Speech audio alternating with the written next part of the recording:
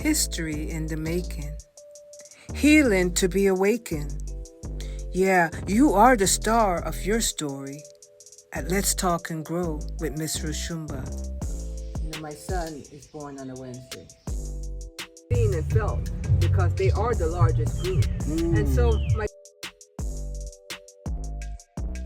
we got your back. No, we're not perfect. So now you know it's time to grow at Let's Talk and Grow with Miss Roshumba. Let the healing begin. Welcome to another session of Let's Talk and Grow with me, Miss Roshumba, and my guest today. My guest is Jabari Jahi, Elder Jabari Jahi. But first I want to thank you if you're tuning in, because you know I'm committed to doing the work. I'm committed to getting our story, freezing our time so we just don't leave this world unknown. You see, and for some, the time is right now. For Mr. Jahi, the time is right now. So please, if you haven't subscribed, if you just came across the show today, then just, hit the subscription button. I have over 83 videos at this moment streaming. Hit the subscription, share it with a friend, leave a comment, and most of all, leave a thumbs up. Because I'm doing the work. You see, we all must find the work to do so that we could rise up and be healthier for the future generations that's coming. And we wanted them to know that we were here and we did our best. And so for those that are still learning all the challenges that we have faced, here, you tuned into a good show today. Because Elder Jabari Jahi will be telling his story today. So, a little introduction. You know how I do it. I like to kind of write a little something to highlight who he is or who she is. And so today, like I said, the title is, The Time is Right Now. As we traverse this life journey, some often move forward with an endless to-do on their list. Most times they can keep track of it in their minds. But later in life, a paper list does just fine. A life well lived often leaves no trail. There's no physical evidence to compare from whence we came. And the few that knew us way back when has mostly now, in this season, have all but faded away. That be the backdrop story of the African here in America. Up from a past so painstakingly challenging that all one could do was just trust in the process of the righting of the wrongs. And expect that maybe the time to share would come and to tell the story unapologetically, for once, in first person tense. That time is now for my Elder Jabari Jahi. Welcome. Thank you. Yes. Thank you very much. You know, the elder here is known in our community. I've known him for over 20 years, if not more, I'd say 25. He's connected to the Wose Church in Sacramento, California.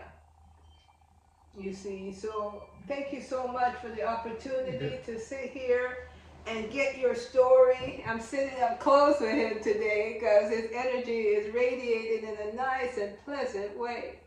You know how I do it. Poetry in motion.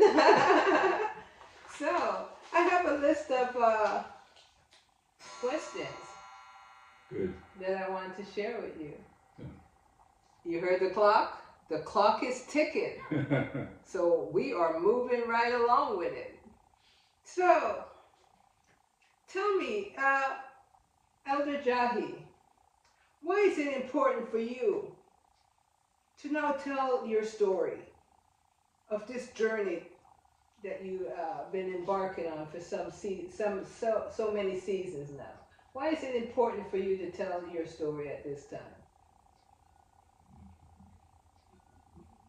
It would have been great if I had a list of questions, because I could have perhaps provided, but I'll just speak off the top of my head. Why is it important? Why is it important for the world to know your story, your family, and those that knew you? Well, I think it's important because, like most of black people who were brought to this country, there's a story to tell, and mine is no different. Correct.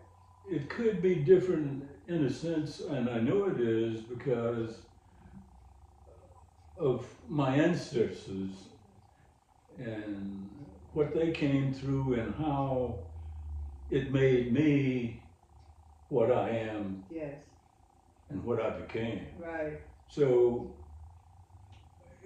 I don't think it's a story that's,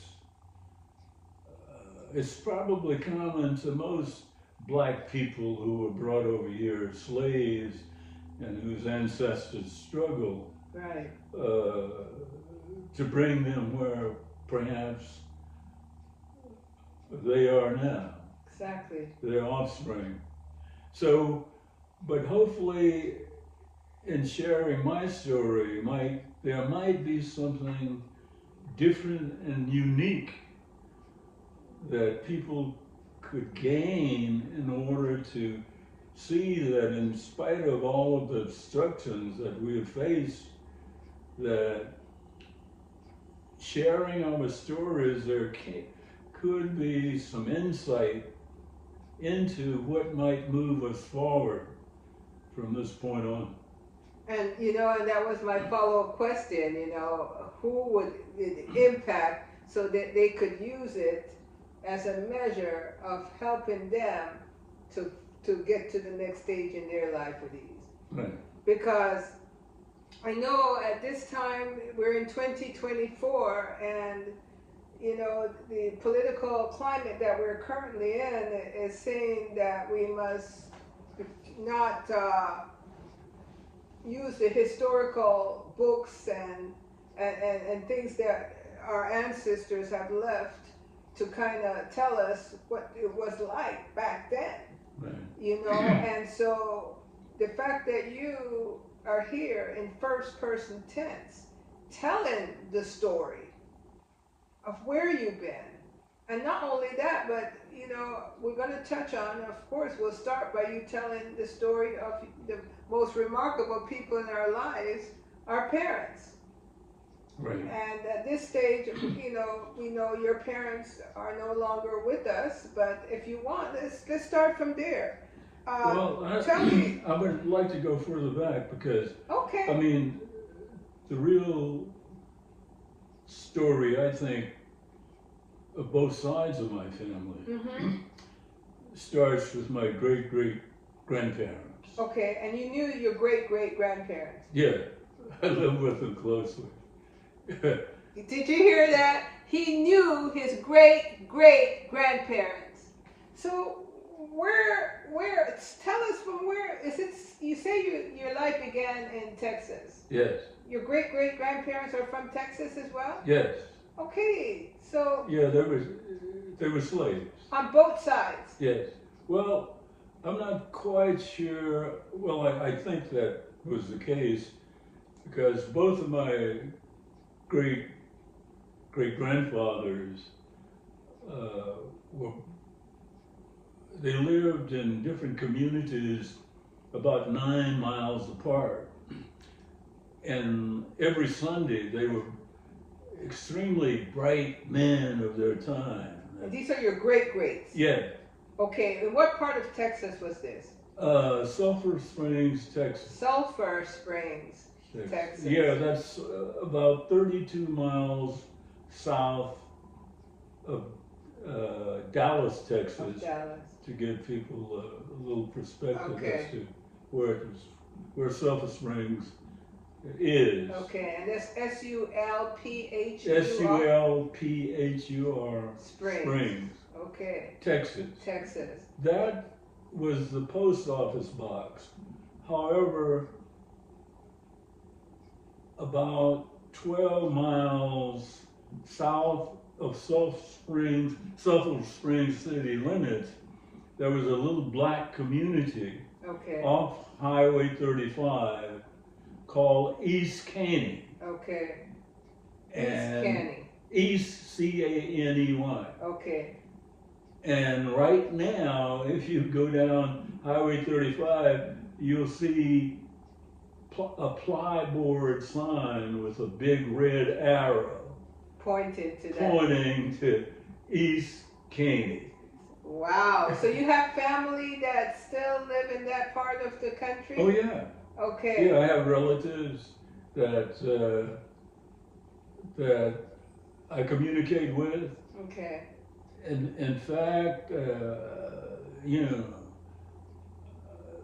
my relatives look to me. I'm sort of the patriarch of both sides of my mother and father's family. Okay. Okay. Because, and I don't say this as coming off as some No arrogance. Or arrogant, anything. Right.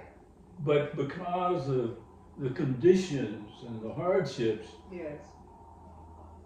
I'm the only person in my family that's graduated from college. You hear And- that, folks? And you know, Yes. I went on to get a master's and Wow. did graduate work in financial hospital management. Okay. Yeah. And we're going to come back to that because that's amazing and that's to be celebrated. And Yeah. I could see why they look up to you and you're all the patriarch and the one they could always say, uncle, brother, cousin, he's the one. Yeah. And to measure the others coming up by you in a positive way. Yeah. And so, but what I wanted to kind of touch on bases on, you see your great-grandparents were enslaved. Yeah. Let me get that correct. My father's grandparents. My father's grandparents. Was it great? It was my father, his father, and my father's father. Mm-hmm. Yeah, so Your grandfather's father. Yeah. Okay. Yeah, So let me get it father, straight. grandfather, Yeah. and grandfather. Yeah. So it was your patriarchal side that you knew well, that was connected to the enslavement, or your mother's side Oh as well. yeah, yeah. Well, my mother was very much a part of the whole story. I mean, my great grandmother, Mm-hmm. because she was a slave. Okay, but let's keep it on your father's side first. Yeah. So your father's grandfather was enslaved, Right. and you got to know him, Yes. and he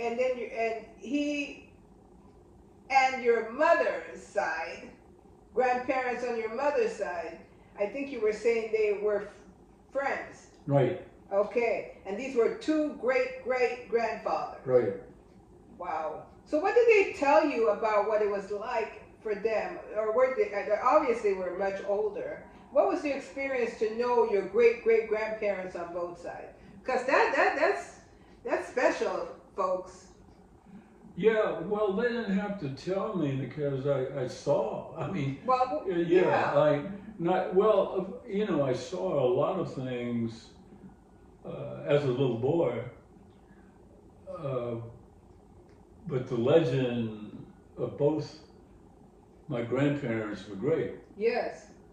On my father's side, my great grandfather was William Sims.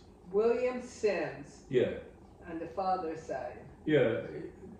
He was a slave, and he was a slave during that period for a high official in the county's government. Okay. I don't think he was governor or anything. Right. I just can't. But he owned a plantation, and He owned a plantation. yeah, he owned slaves. Your great-great-grandfather? No. Oh, the slave owner? Yes. Okay.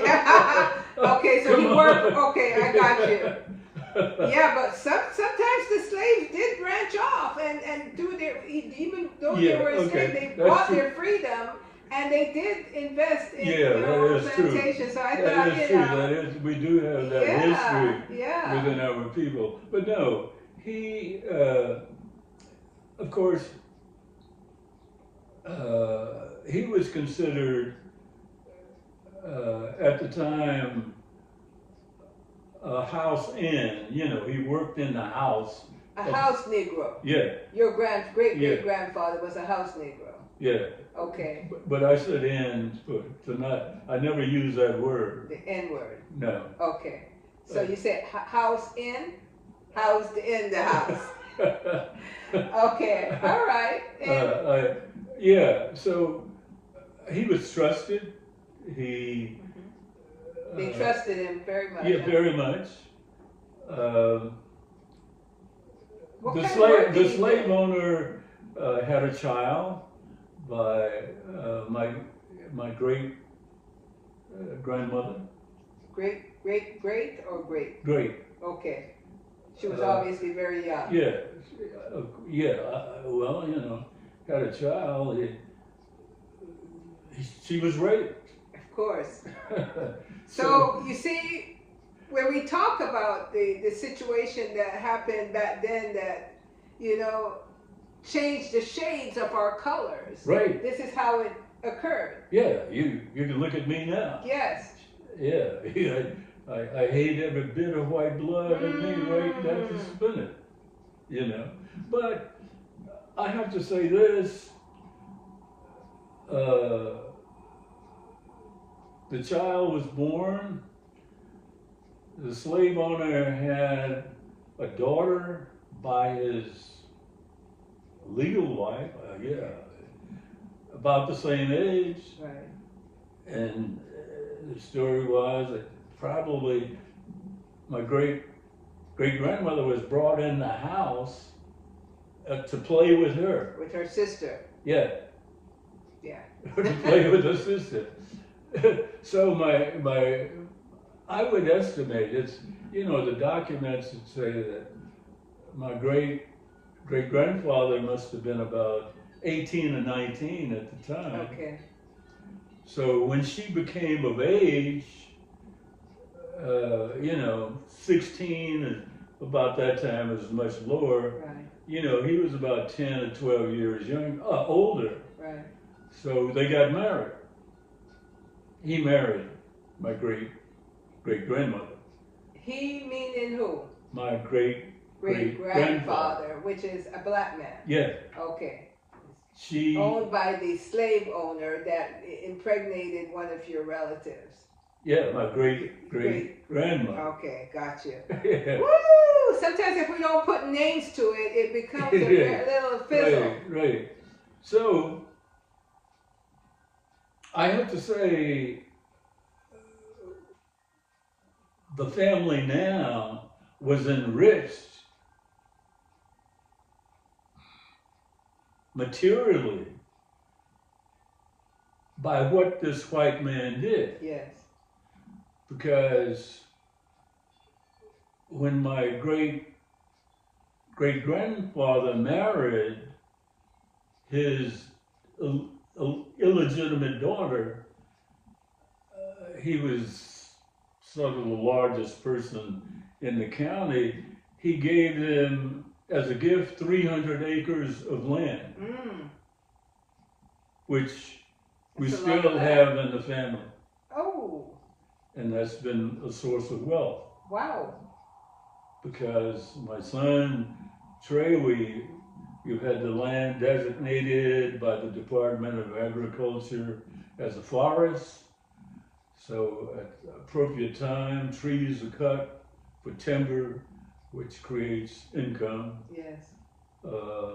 There's other things we are doing with the land. At this point, he's developing an organic farm on 32 acres. of the land. So your son is actually taking the assets that was given way back then and working it to the Yeah, benefit. yeah. Is this just recent your son has been doing this, or other children from other time No, of the family? no. He's taken this on himself, Okay. and now that he's retired, he's devoting more time to it. Hopefully, he'll get to the point where it's going to be all organic farming, Okay. labor supplied by the few black people that's still in the community Yeah. that want to work. Okay. And so we're moving forward All right. to kind of keep what the legacy of my great grandfather, Right. because having given so much, his house was a replica, because that's what he grew up with, of the slave owner. So, okay, So, because coming out of slavery and your measure of who you are as a man or a woman is oftentimes measured by the slave owners. yeah. Okay. So he came out of slavery with 300 acres of land given to him as a gift. So what he, having been a young man, all he knew was what he had lived up with and observed. Mm-hmm. The business practice, the slave owner. So the story is, and I know from experience of having been around him, that he was a bright, bright man. He just absorbed. Yes. He taught me as we would be walking across the pastures, he'd be pointing out things and explaining what it was agriculturally. So was he of mixed race? That, I don't know, but he, he was black. Okay. He was African. Okay. So it was not like you could see the mixture in him. Yeah. The mixture was in the generation before, and it kind of watered down to. Yeah. Okay. Yeah, he was the cover of this book. Okay. Okay. Yeah. So. William Sims. William Sims. Yeah. And so he taught you a lot early on, because what people don't understand is the young youths of those times, their parents had to go to work at sunup, and they worked till sundown. That's true. It was true of my mother and father. And this is how you got the closeness of your grandparents teaching you? Yeah, even, since you brought that up, the reason why we became so close is that he used to babysit me, because when my mother and father died, she was 16 and he was 19, and they worked in the fields. So my great-grandfather acted as sort of a babysitter for me during the day. So he would come over. When they got married, he built them a little 2-room house. Let's see, it was 2 rooms. They had a bedroom, I had a bedroom, and a kitchen. On the property near his place? Well, it was about a mile away. Okay. It was still on his property. Yes. But it wasn't like Right next door. Back then, you didn't have to, because you have space, land. Yeah. Okay, so. We was what we we lived across the creek. Okay. Okay. Every country had a creek. So we lived across the creek, and he would come pick me up when I was about 78 and walk me back to his house. Right. What we call the big house. The big house. And we would spend the afternoon there, and then when my mother came out of the fields to get dinner ready, he would walk me back. Look at that. Yeah. And you did mention before that your other grandfather would also meet up with you all. Yeah, now, Timothy also Brooks, the last name, this was William Sims. William Sims. But my other grandfather, Timothy also Brooks, that was his name the was father. Timothy? Yeah, Timothy. Also Brooks. okay. Your matriarch side, or this is still on your father's side? On my mother's father. Got you. Tim. Yes. Also Brooks. Okay. He was a leader too, organizer. And it just so happened that the two of them became very close friends. So every Sunday, the story goes, they would get in the wagon and come visit each other. Each Sunday he would go to each place, and they would just, the story is they would just sit and talk. And they developed a library. You know, they'd be writing to Chicago and newspapers. And the story goes that they each had a library, and I saw the library. You have a love for books even now, don't you? Oh yeah. Did they teach you to read? Did they know how to read themselves? Oh yeah. Look at that. I mean, they were, you know. It was not just for show. Even in slavery, they learned how to read. Yeah. They had libraries that they established in their houses. So this is not normal for slaves to learn how to read. And if it was just to read the Bible. Right. It was not for leisure.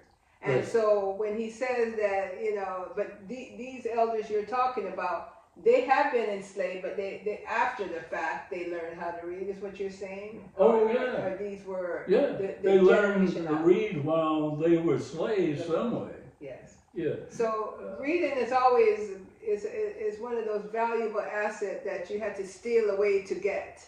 Yeah. And they were both powerful men, organizers. One lived in. They were about 12 miles apart. And that part that they lived in was a community called Galilee. Galilee. It's like a biblical name. Yeah. Galilee. Yeah. So what would you say you take away from them? Because we want to make sure that, because we could stay on this subject. Oh yeah, we could talk. I could talk to you. But what is it that you would say that knowing them at a young age, how would they impact the life that you have obviously lived to be pretty much successful in your own self? And we're going to get to that, folks. Well, because he is the patriarch of his family, the first one to go to college. Yeah. What did you get from them? I just, as a youngster, I was just observing their behavior. You know, as a little boy. Yes. And having them talk to me as a little boy. Yes. I saw in them figureheads or images of what it was to really be a man during that period. A strong man. And that's a very good point you've made, because one of the challenges that the descendants of of slavery comes out of that situation with is the demasculation of the black man. Right. The taking away who he is, his manhood and his sense of self. Yeah. Yeah, and each of them, you know, they were aware enough so they didn't put themselves in position to be degraded. Yes. My great-grandfather refused to go to the back door. So he would not go into the town to buy groceries, you know, because he was at the point where he had made arrangements up until the children were large enough to get in the wagon and go shop. And they had to shop in segregated areas and stores, but he never did. He avoided it at all costs. No. Because he did not want that stain on his conscience. No. That was my grandfather Sims. My grandfather also, Brooks, was also a very highly well-read, educated ex-slave. Wow. And the both of them would, every Sunday, the story goes, they would get together and exchange papers and books. And one would get in the wagon one Sunday and come the 12 miles, the other would get in the wagon the next Sunday. So that's how, being around my grandparents, I saw the kind of life they were trying to live and the contribution they were trying, and the legacy they were trying to leave for their family. Yes, and obviously it worked, because as you say, you left that time learning a lot. Yeah. Without even knowing that you knew a lot. You know. Oh yeah, I never thought what I was learning would be lessons that were so well grounded. Right. Uh, How many siblings did your parents have? My parents? Yeah, how many children, should I say, how many siblings do you have, brothers and sisters? I'm the only child. You're an only child? Yeah. Wow. So you were extra special. Yeah. I never knew that. Yeah, I guess, yeah. You were extra special. Yeah, I was extra special in the community too. Yeah. Because, you know, unfortunately, my parents weren't able to have more children. So back in the day, it was like clockwork. After a while, they just think, Yeah. my mother was going to have more children. Right. So So that makes sense why you became especially the hope of the future, of the family, of your grandparents. yeah, I didn't think of it that way, and I don't know if they thought of it that No. way as a hope. I mean, when you think of being the only child, everything gets poured into you. How Yeah. many children did you have? Two. Two. Yeah. Two boys? Or, Yeah. Okay. Okay. So, wow. You know, that's a lot that he shared right now. You know, because who could really say they could go back to their great-great-grandparents and know them Right. and was influenced by them? Right. That's very powerful. And the effects of it now is what we see in this great man sitting in front of us. What do you think when you compare those times and the family connection and what we got going on now in our society, when we think of the young people not really being, you know, close to elders, getting what they need, even if it's a grandparents or not? You know, what's your thought on that? What's the effect of not having our elders close in our lives, you know, because of having left the South, gone to the North, now live in the suburbs and the urban areas and away from those rural communities that used to help us, protect us? Well, I don't want to sound negative. You know, I'm not into negativity, because we as a people, ex-slaves coming into a racist country, I think you can't be critical, overly critical of our people. Right. The only way you might be critical is that, there's always a danger in comparing, because yourself or the times with other things or other people in times, because you know you're going to either look better or look worse. So, but I expect that we're evolving. That word evolving is important, and sometimes we evolve to go backwards as opposed to forward. Yeah. Because of things that you know are out of control for us. Right.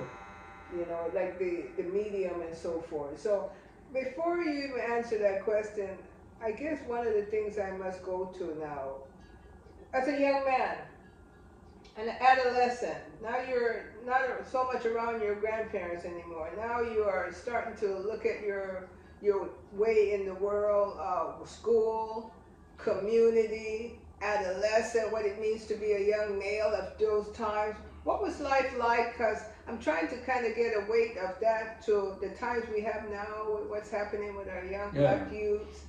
You know. Well, that was back in the 40s, you know. I was born in 1936. So between, you know, that time and say to the mid 40s, the late 40s, yes. You know, there was the First World War. Yes. And there was a lot of mobilization. Well, for my parents, I'll just speak for my parents. Yes. We lived, you know, as I said, my parents were living in the house that my great-grandfather built. And then during World War II, we had relatives that had moved to Tucson, Arizona. So they painted a picture that, you know, the streets was, you know, lined with gold, blah, right. blah, blah. So my father decided to quit farming, the agricultural life, and we moved to Tucson, Arizona. Okay. It took us about a week with flat tires and driving there. Yeah. Generation say, I don't want to do the farming no more. I don't want that. It's time agriculture stuff. Yeah. You know, that's old news. Because it was so hard. You know, during the, you know, it would be freezing, and if you had a bad crop, you didn't store a lot of food. So my father would go out with his gun and try to shoot rabbits. You know, so and we called him at that time. Hoover was president, and Pop would say, "Well, I'm going to go out and see if I can kill us a Hoover hog." This is in the 40s. Yeah. Yeah. Say 38 to 44. Yeah. I'm going to go out and see if I can shoot us a Hoover hog for dinner. Okay. So when the relative moved to Tucson, he painted this golden picture of how beautiful and blah, blah, blah. Moving on up. Moving on up. Right. We had an old 36 Ford, so Pop said, I'm leaving this agricultural scene. This is, you know. Right. It took us about 4 days to get to Tucson, Arizona, which was about a 1,500-mile trip. Okay. Flat. And all the way. And it was difficult, probably. The terrain, driving the terrain was difficult, and well, there were highways, you know, after you got on there. The highways were still, but you know. Places to stay? No. No place? We had to sleep in the car. Okay, because you know, segregation was at play. Flat tires it appeared every 50 miles. We'd have to, had a flat tire, we'd have to drive on 3 tires until we got to another gas station to fix the tire. So finally we made it to Tucson, and my mother, I can remember now, she cried. It was so disappointing because this image that had been presented to us when we got there, it was like what we would look today as just a slum area. And we were, you know, they were a young couple with me, and we had to share, all 3 of us together, a room. We're in the country, you know, we had fresh air. Right. So it was a great disappointment. It's kind of like what a lot of people feel when they immigrate from one country and come to America. You know, I think I have a similar story. Let me just say, so when you arrived there, what made your parents decide to go to Tucson? Let me just kind of... What made them decide to go? I mean, leaving the country is one thing, but why Tucson, Arizona? Because... Was there something that told them, you know... Because we had relatives there. Okay. You had relatives there that was... We had relatives who had moved and located and was sending back golden letters about how great it was and beautiful it was. And I can remember when my mother arrived, after an hour, she just started crying. Wow. I can remember her now in tears. Instinctively. Yeah, she was, at that time, I was about 7, Ma was about 16. She was about 24 years old. Okay. So you can imagine a young woman Yeah. hoping. Yeah. She could finally let her hair down, enjoy herself. Go, yeah. I can remember her just crying. And my father, you know, he was always the uplifter, saying, yeah, We making get through good. this. Oh. Yeah.